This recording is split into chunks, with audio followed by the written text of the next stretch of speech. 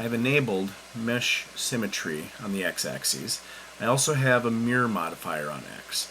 And I think what I want to do is play around with the idea of adding hair, although I'm not going to do it all at the moment. I'll push C to circle select and just select a section on the side of his head. And then I think what I'll do is I'll do a G to grab and just kind of pull things out a little bit.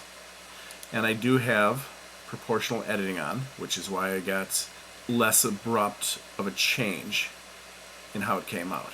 And I think the other thing I'll do is I'll do an extrusion. So I will push E to extrude, and I want to go in fairly small increments, so I'm going to push 0.1 and hit enter.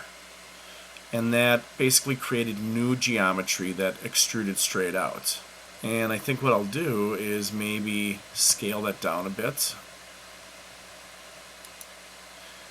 And I will grab it and I will move it down a little bit. And maybe I'll do an R to rotate it a little bit. Now, I think what I might do then is just kind of continue that process.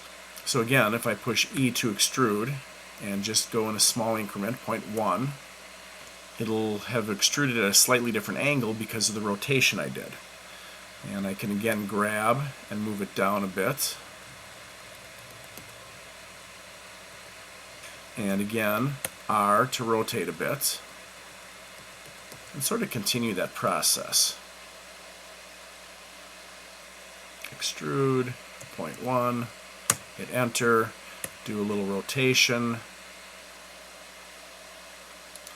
grab it and move it down a little bit. Maybe scale it down a bit.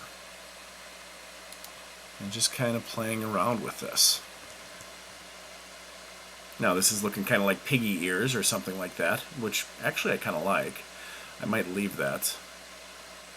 And then at some point, if I want to, I can leave edit mode, go back into object mode, and I can apply the modifier.